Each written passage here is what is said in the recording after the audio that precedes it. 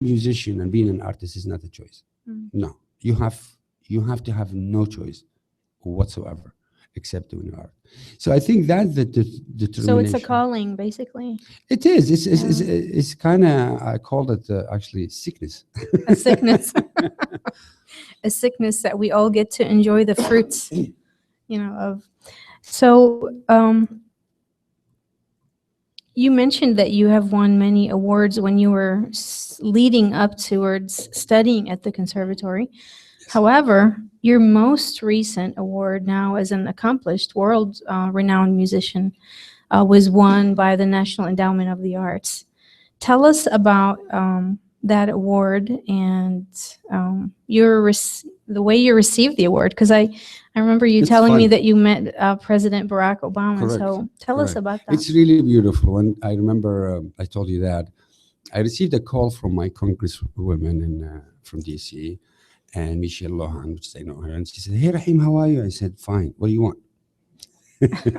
And I thought she needs to campaign for Hillary, right, that time. I said, "You need to talk to me about Hillary." She said, No, it's not about Hillary. I said, "Okay, so what do you want?" She said, "Well, I need to be the first one who is congratulate you for that prestigious award for National Heritage Fellowship Award for this year. And we're going to bring you to DC and you do a concert and you meet the Congress and you do a perform in the Library of Congress. And at the same time, President Obama, he needs to meet you." I said, "Why?" So I thought, I need to meet Rahim El-Haj, So it was really wonderful. And it's because they give it to, in fact, I was really surprised because I feel I'm young. Not like you, but I feel like I'm young, because usually they give it to people who has been at least, their late 60s, 70s, 80s. In fact, one of them, he was blind, it's like he can't walk. So it's great to give it to people who still can walk, enjoy it, and something like that. So and then I went to White House, and President Obama, he was there, and actually, he said, "Rahim, you have to know you are our treasure, and we are really, really proud to be. You are part of this beautiful nation." And he put me in tears, actually, and he kissed me on the forehead. In the forehead, yeah. And then he said, "Can I see the instrument?" I said, "Well, you have to pay me money, for God's sake." So I said, "I need $20." He said, "Sure." So I take my oud, and he said, "You need to touch it." I said, No, you have to pay money first." So he searched, and then he found $20 bill, and he gave it to me. He said, "Thank you. Now you can touch it." So he touched the instrument, and we started joking about it. And he started, drumming or something like that. And he told me, actually, "Do you want me to sign the bill?" I said, No, I'm more famous than you. What are you talking about? So it was really wonderful things that to have. And it's that recognition comes from, I think, how do we really need to make a difference in our world? It's not about Obama or Rahim or Rahab or anybody in this planet, to be honest. It's all about how can we make this planet a good place and deserve to live it. So you've produced 10 albums throughout your Oh my God, yes. music career so far. I know there's one on its way that I've already recorded, and that will be released either later this year or in 2017. Now, you've also performed with many other musicians as well as solo. Yes. So one of the albums that you have where you've played with other musicians is the one that's titled Little Earth. And I know that one actually has compositions where you have written those compositions for other musicians to perform, and you've included that in your 2 CD set. This is the album that was nominated for a Grammy Award, right? Yes. In 2010.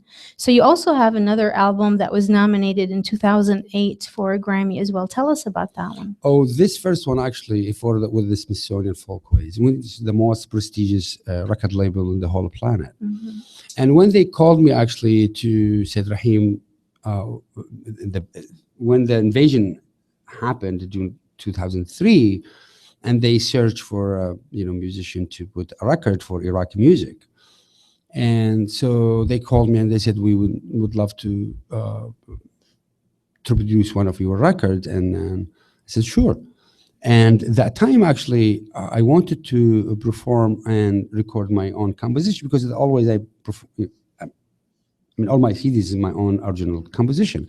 And they are not interested. They need traditional Iraqi music. And I said, no, I don't need to play that. And then Taj Samborin, he was asking me a question, which is really wonderful. He said, Rahim, how many people do you think in the United States they know the oud? It's not your composition, but the oud itself. Very few. Correct. Yeah. And I said, wow, you know what? That's absolutely true. Because if people, they do have no idea what the oud look like, how can you know who is Rahim al-Haj? And how do they distinct between the traditional music and original music? And I said, I think this is a great idea to put this traditional record, to give them an introduction to Iraqi music, and how do we involve our music, what kind of system do you use in our music, so forth. And that's what get the Grammy actually for. Right. And that was the album titled Iraqi Music in a Time of War. Yes. Well, we are going to listen to one of your compositions from your earlier albums. And this is really my favorite album of all time, Rahim. My favorite too. Yes. This is the one that was released in 2002, and it's titled The Second Baghdad. We're going to listen to the piece titled Horses in this album, also my favorite. So would you introduce that piece to us? Right.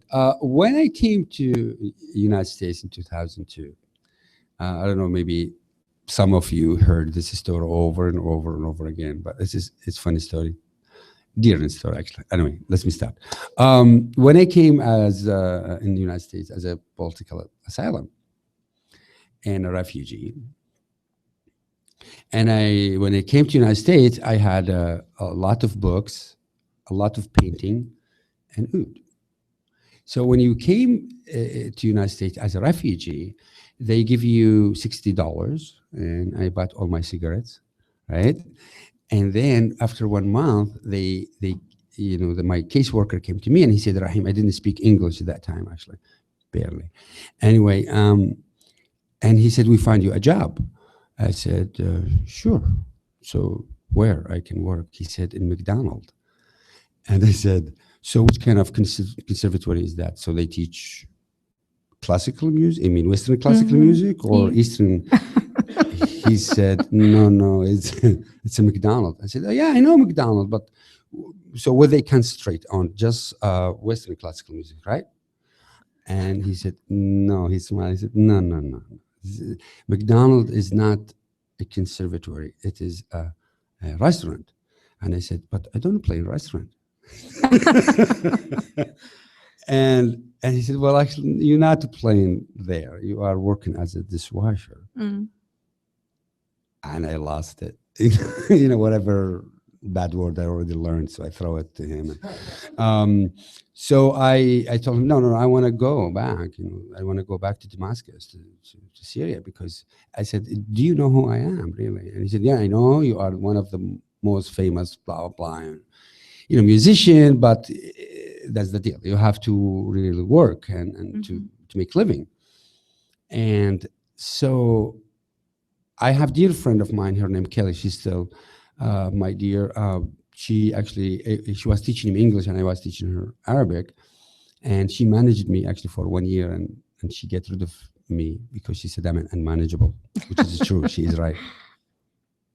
And I remember I told her, Kelly, all I need to do a concert and collect the money and buy my ticket, because they told me, well, yes, you can go back, but you have to pay your ticket the way you refugees do have to pay back their airfare. And then not just the coming in, they come back away. So it's like costs $6,000, and I don't have it. They give me $60. That's it. I already smoked it, right? Any rate, so and I told her, just all I need to do a concert and then collect my tickets and go back to Syria.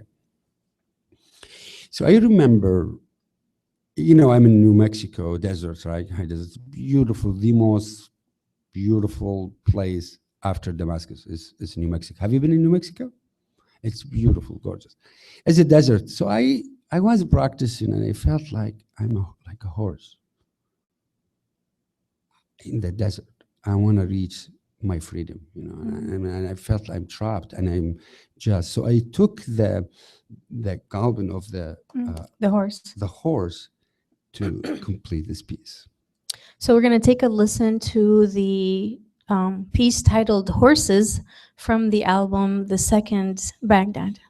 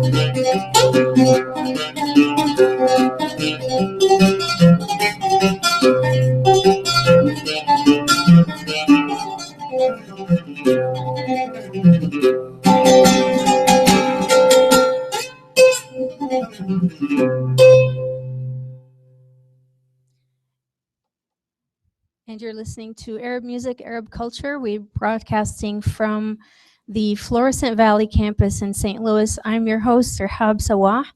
And today we're broadcasting live from Florissant Valley campus at the radio station at Florissant Valley, KCFV 89.5, The Wave, which, by the way, happens to be the same numbers as KOPN in Columbia, Missouri.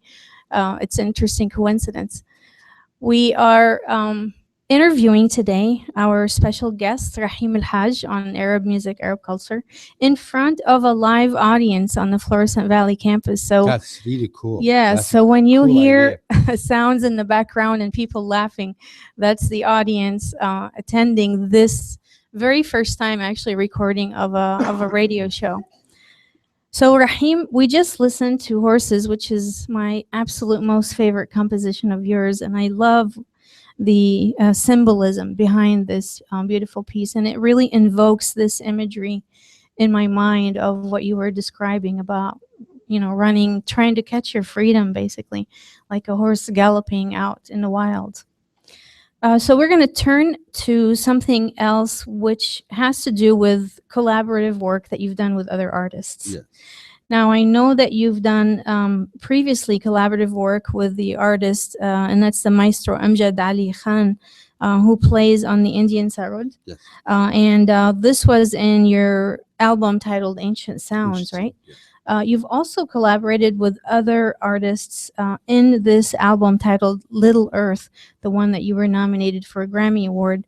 for, and that was in 2010. Tell us about this project. What inspired you to want to do this collaborative work and do compositions for other artists to record? And what does it mean for you? Mhm. Actually, this is one of the most profound moment that I had. I'm as a before I'm a musician, I'm a human being, right? And I'm obsessed, not just music. I'm obsessive always about the peace and social justice in the world. And that's always is it's important to me to bring social justice to the world. And I thought about it all the time, and then I get this idea: it's possible to make peace in this world after all the destruction we have, all the war, death, despair. And most of the people who is really suffering from that destruction are children and women. Mm-hmm. So I get this idea: to establish peace around the world, I need to compose music for people I have no common language with. Mm-hmm. And music is the common language. Correct. So I went to 6 continents, choose one country Mm-hmm. and one specific instrument who is traditional to this region, and not violin and violoncello, which is I did in that case, actually, in that one of the piece I did 2 pieces actually with the orchestra in the same record. But I choose one country, like I said, and very traditional instrument who is belong. Sometimes when for example, if you hear sitar, always our mind go to India, right? And if you flamenco, always we go to the Spain, or Native American, for example, flute.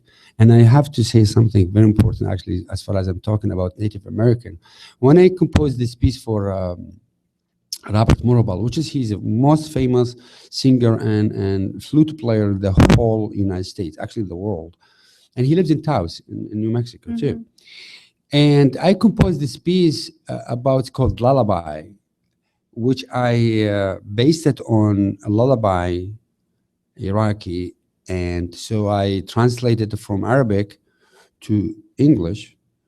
And he doesn't read music, so I have to play it over until he get it. And then he translated it from English to Tiwa, Native American. Wow. Yes. And so he starts singing it. And the most significant things happened in that one. The lullaby said, like, roughly that mother who covering her kids, telling her, "Hey, sweetheart, sleep, deep asleep, because your enemy sick and live far away." And Robert, he said, "Rahim, by the way, we don't have word enemy." Really? No, there's no such a word enemy in Native American Tiwa language. Isn't that amazing? He said, "We have something you don't like, but word enemy, we don't have it. It's not exist in our language." And I was in tears. I said, "Wow, very wonderful." Like they have no word of enemy. There's no concept of enemy. No, nothing. So I sing it in Iraqi, and he sing it in Tiwa language, and I play it in the oud, and he play it in the flute. And I went to China, Africa, Australia, the didgeridoo, and in fact, even rock and roll. REM, the rock and roll. Peter Buck, he was in the record, actually. And I have 2 CDs with them, actually, with this crazy rock and roll. With the oud. Yes. Rock and roll with the oud. Yeah. So I composed them one piece. And I go from, like I said, from Argentina, flamenco, to classical, to India, to China, Native American, everywhere, in Iran. And so my idea was to bring one thing to this world. It's possible. It's really possible. Peace is possible. Love is possible. Yes, there is a lot of hatred in this world. There's a lot of greed in this world. But I think it's peace deserved, right? Our life deserved to nurture it and To make bring it- balance. bring balance to Yeah. our life, to make to make to make this planet who we don't have just one, right? We don't have another one, and we need just to love it. So that's the idea. And I said, instead of making war, instead of making destruction, let's make music. And most of them, by the way, I don't speak their language. No, Wow. all of them, mostly. So it was only through music that you Correct. communicated. Some of them actually, we didn't, even in Spanish.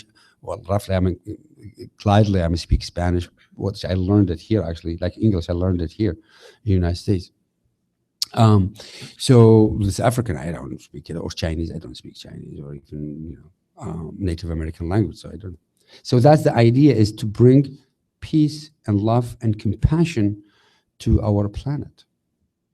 So what they call a little Earth. Right. And I'm sure you met like-minded people on these continents who have the same or similar message to bring. Absolutely. And I Yes. have to say something very important, really. It's a beautiful story and changed my life completely in the United States. You remember when I said I did the concert to collect my money and go back to Syria? And in this concert particularly, it was at Color Hall at UNM, which is I rented, and I didn't have the money. I finished the concert, and there's a guy with his son come to me to the green room, holding the brochure, for the program and my picture in it. And this little boy, he's like 7, 8, 9, something years old. And he was in tears. And I said in bad English, I said, "You don't like my music, don't you?" He said, "No, I adore it, but I need your signature." I said, "Oh, wow."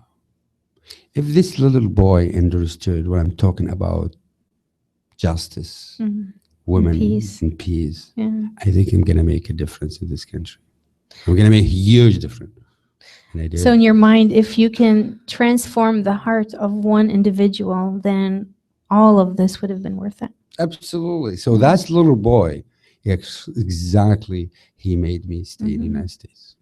And now he is, in the college. Well, I know Rahim Al-Hajj since the first concert, and then he had my first CD, which is the second, The second Baghdad. Baghdad. In fact, the second Baghdad, when I did it, I have no money. I have no dollar, and I have cassettes, right? That's all I have when I came. Nobody used cassette anymore, right? So, when sometimes you receive like this, what they call it, this, in your mail, they send you pre-approved credit card, and they give you like $1,000, $2,000 in advance. I don't know what the hell is down there, right? So I told Kelly, "So what's that?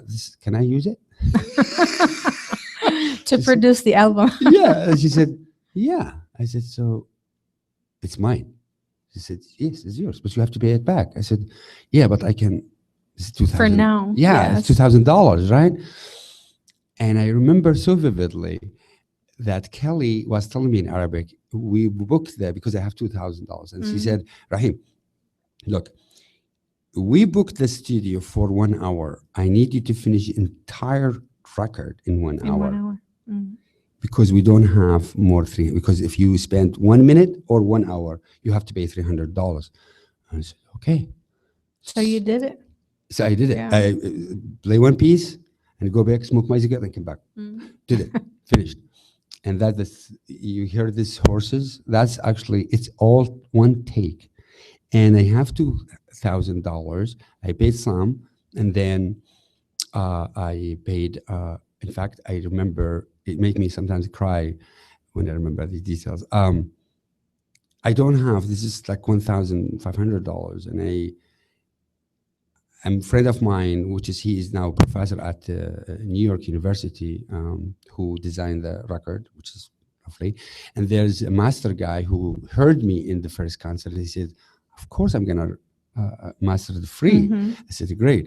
And when I produced the second Baghdad, and I couldn't have $50, I couldn't afford it to put barcode. Wow. I don't have it because it's just $1,500. And guess what, Rehab? I sold 28,000 copies of Second Baghdad. Wow.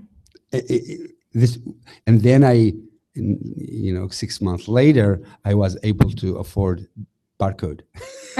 I mean, the first 1,000 was without barcode. Without, No. yeah. So in my concert, I was Yeah, selling. but those are collection items now, right? Yes, They're one of you- collector's items. One you have it actually. So we're going to listen to one of the compositions in your, actually it's a 2 CD album, it's, Little it's Earth. long. It's really it's like comfort of 2.5 hours of Yeah, music. Yeah. right. So this piece we're going to listen to is from the first CD and it's titled The Searching. Tell us about it before we... Yeah, listen this to I composed it for one of the most actually famous accordion player in the whole planet, a guy Crucifix, and he's from Hungary. And I remember one time I saw He's him. Hungarian? Hungarian, yes. So I dreamed for, I mean, I don't sleep anyway, but so one time I was really literally, when I saw him, when one of the concerts, he came to United States, I mean, to New Mexico.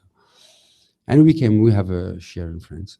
And I literally see all this composition in my head, and I did it once, like that. And then I was waiting till the sunset coming, I mean the sunrise to come to, so I can call him. He's living in New York, so I couldn't really 6 o'clock. So this is like 3, 4 in the morning or Correct. something like that. So yeah. I called him, and 6 o'clock, and he said, Rahim, what's going on? I said, hey guy, I composed you a piece. He said, what? 6 o'clock in the morning, Rahim? I said, yes, it's finished, it's done. And it's about searching of great moment in our life. Unfortunately, we are a human being. Sometimes we really burn time, but we don't have moment. So how can we catch our moment to recognize that we are a human being and we deserve to live beautifully? And that's what The Searching is Correct. about. So we're going to take a listen to this track titled The Searching from Rahim El-Hajj's album titled Little Earth.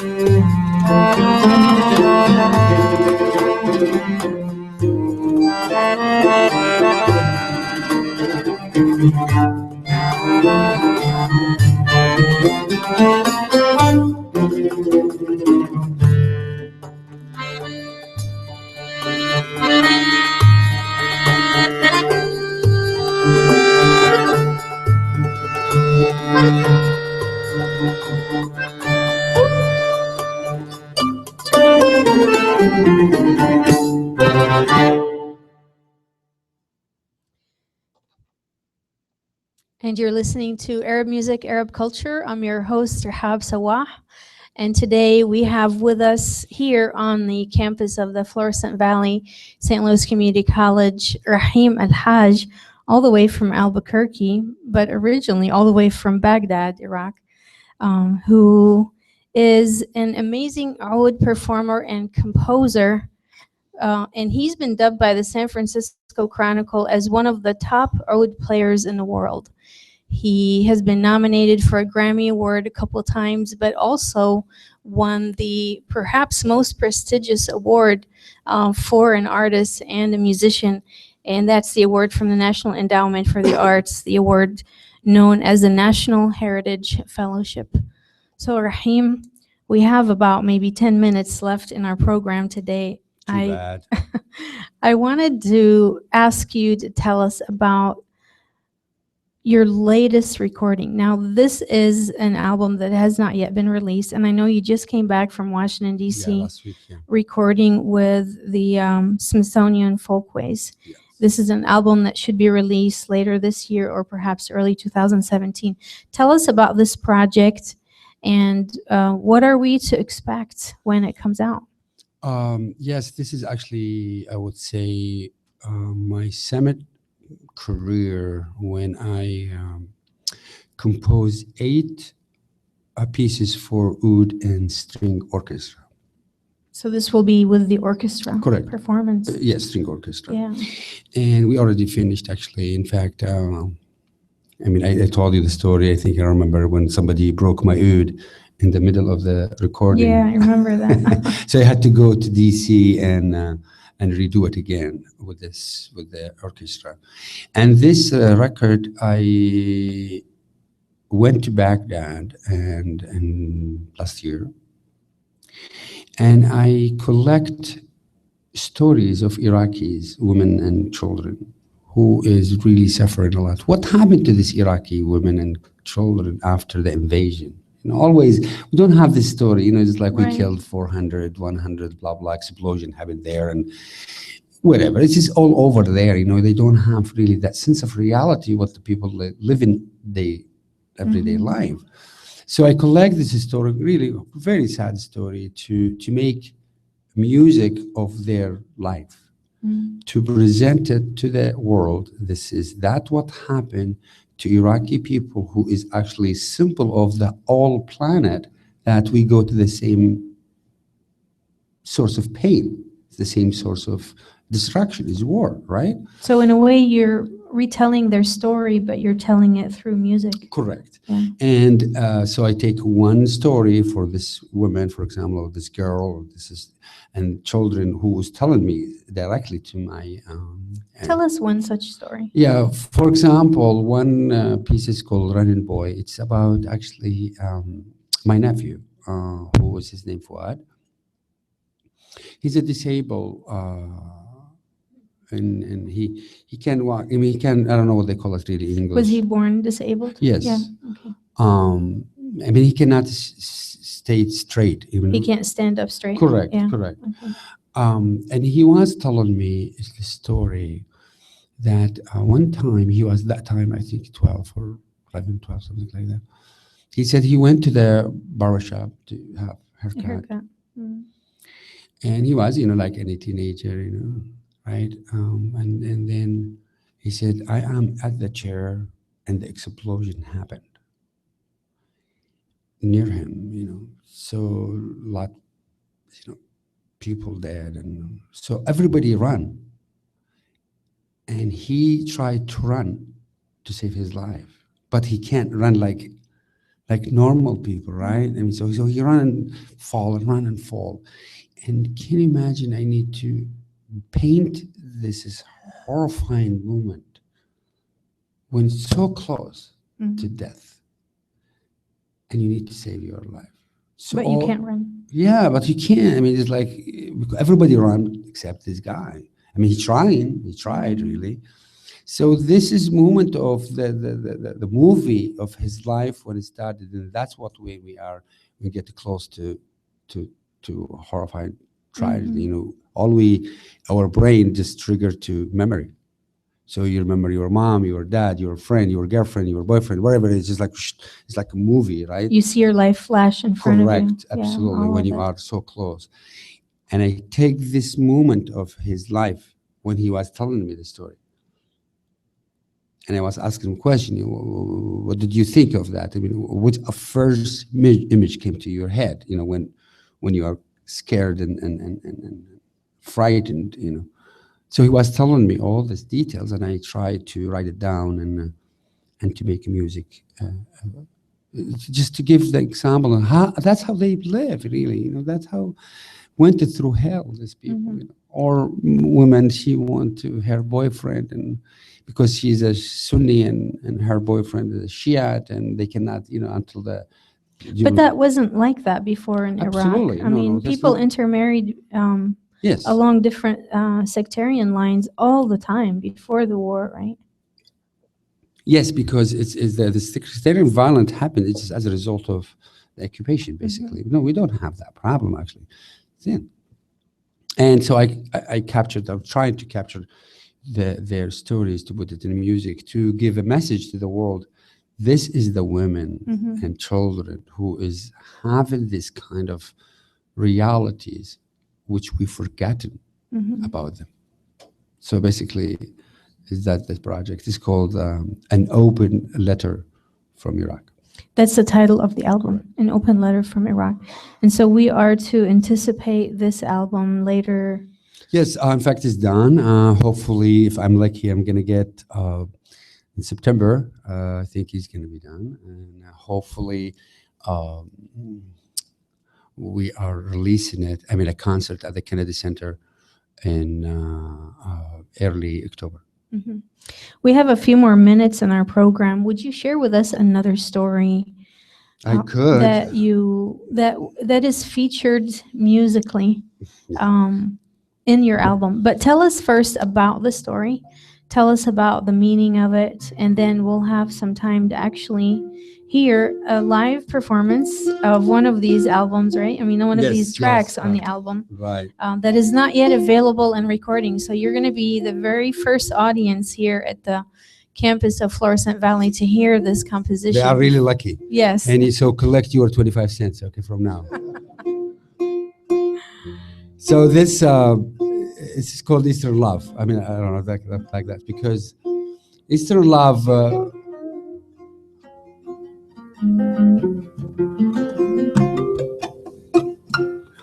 It's like Romeo and Juliet, actually. Basically, it's like and that's repeatedly happened in back home. Mm-hmm. Who this guy?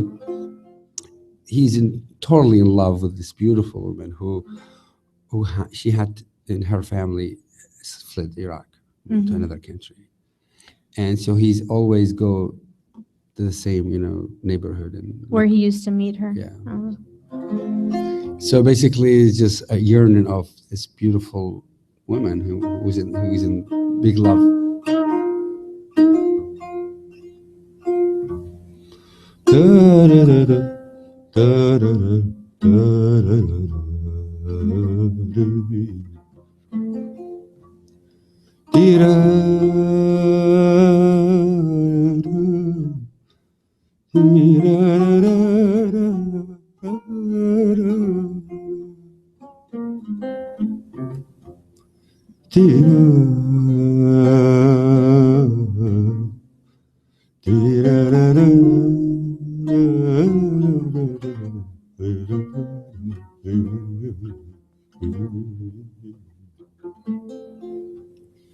يا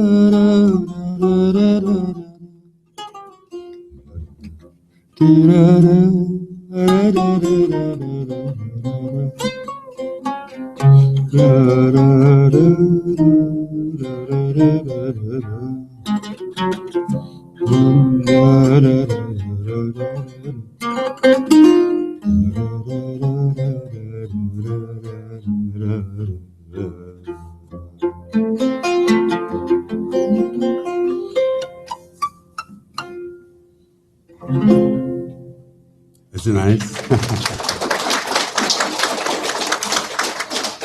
Thank you. Thank you, Rahim, for coming to our Florissant Valley campus here in Pleasure. St. Louis. And thank you for bringing to us this beautiful human story, which is portrayed in your music, but also in your words. Thank you very much. And the message that you bring to us is a very inspirational one, and definitely to those of you attending in our audience today, I hope that you take away something from this interview on this radio program. Did they really? Did you take something from here? Are you sure? You swear? Yes. Okay, thank you. That hopefully inspires you and hopefully touched a place in your hearts that will change maybe something in your future. And you'll reflect back on this moment and remember this exact time here at St. Louis at the Florissant Valley campus. I want to also thank our local radio station here on campus, KCFV, for broadcasting this radio interview live here at 89.5 FM, The Wave. From Arab music, Arab culture, this is Rahab Sawah. Assalamu alaikum. Peace be with you. Thank you.